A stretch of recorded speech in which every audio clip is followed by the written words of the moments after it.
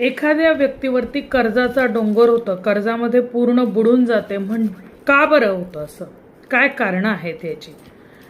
तर जर का बघा, काही कारण सांगते. अशा गोष्टी जर घडत असतील तर तुमचं कर्ज कधीच कमी होऊ शकत नाही.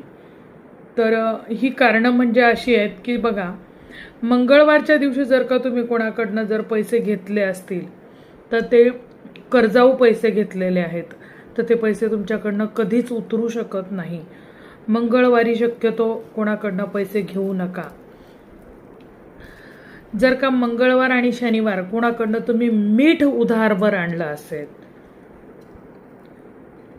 तर मीठ जर आणलं असेल तर ते तुमच्यावरती कर्ज चढवेल. उधार, पहिली गोष्ट, मीठ कधीच उधार आणू नये आणि उधार देऊ पण नाही.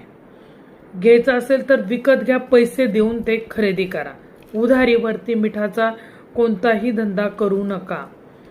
त्याचप्रमाणे आरसा, जर घरामध्ये आरसा पूर्व दिशेला जर नसेल, कारण पूर्व दिशेला कधीही आरसा लावू नये, आणि तो जर लावला असेल तर घरामध्ये वास्तुदोष निर्माण होऊ शकतो. आरसा हा उत्तरेला लावावा, उत्तरेकडे तोंड झालं पाहिजे आपलं, अशा ठिकाणी आरसा लावावा.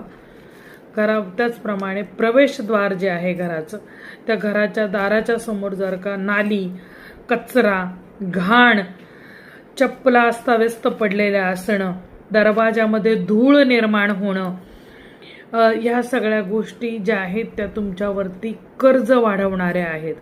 दरवाजाची चौकट नेहमी पुसा, उंबरठा स्वच्छ ठेवा, दारामध्ये चपला शिस्तबद्ध पद्धतीने ठेवा, दारासमोर गेला बाजार रांगोळी काढत जा, एक छोटासा दिवा दरवाजाभोवती लावत जा. याने तुमचं स्वच्छता राहते घरामध्ये, दरवाजातच लक्ष्मी तुमच्याकडे प्रसन्न होऊन येते आणि हे असं कर्जामध्ये पडायची वेळ येत नाही. तर ह्या गोष्टी जरूर लक्ष द्या, आणि जर का तुमच्याकडनं काही चुकत असतील तर त्याच्यात वेळेत बदल करा.